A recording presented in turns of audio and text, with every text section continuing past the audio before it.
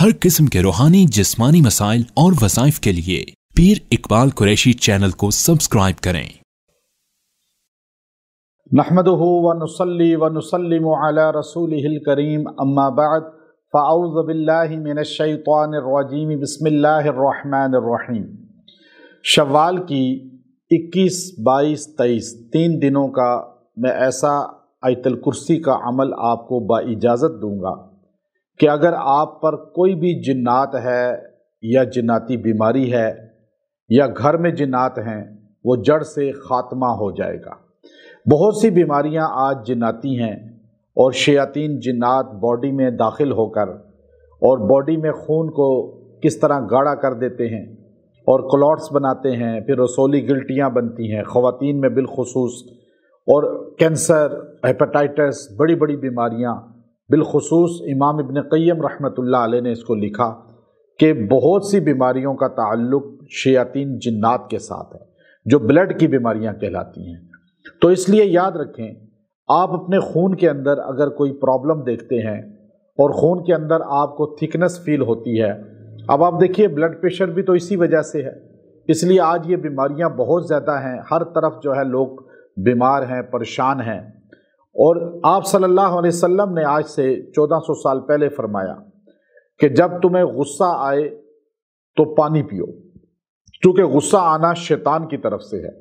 अब साइंस ये बात कह रही है कि ब्लड प्रेशर हाई होता है तो आप पानी पिएं तो आपका ब्लड प्रेशर लो हो जाएगा, मेंटेन हो जाएगा और खून आपका पतला हो जाएगा। आज साइंस कह रही है कि पानी से खून पतला होता है और जिस्म में पानी पीने से खून की थिकनेस ख़त्म होती है, और नबी करीम सल्लल्लाहु अलैहि वसल्लम ने आज से पहले ये फरमा दिया। तो अब ये पानी और खून का आपस में लिंक क्या है? हदीस में आता है शैतान मजरियत दम होता है, जिन्नात ये ब्लड में चलते हैं और खून में जाकर ये फैलते हैं, चलते हैं और प्रॉब्लम पैदा करते हैं।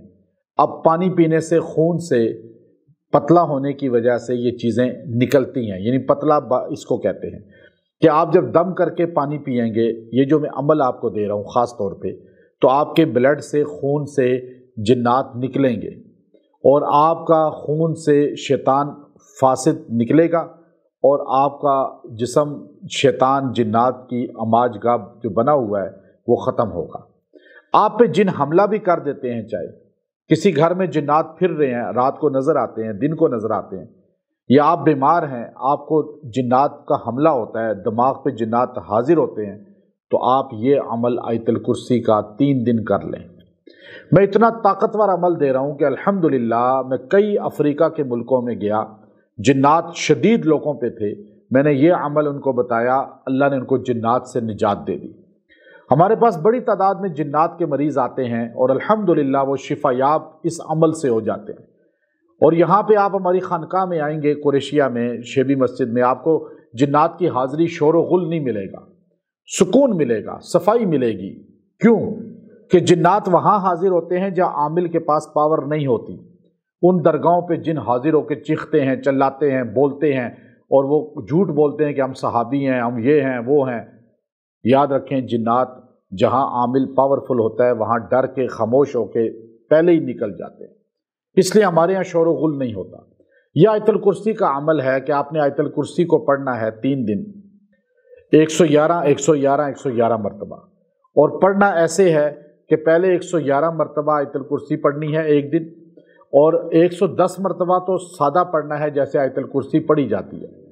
लेकिन जब आखिरी आयतुल कुर्सी पढ़ेंगे 111 मरतबा, तो आपने आयतुल कुर्सी पढ़ते पढ़ते जब वला यऊदुहु हिफ्ज़ुहुमा पे पहुंचना है तो इस लफ्ज़ को 70 बार पढ़ना है। वला यऊदुहु हिफ्ज़ुहुमा, वला यऊदुहु हिफ्ज़ुहुमा, वला यऊदुहु हिफ्ज़ुहुमा, उसके बाद कहना है वहुवल अलियुल अज़ीम।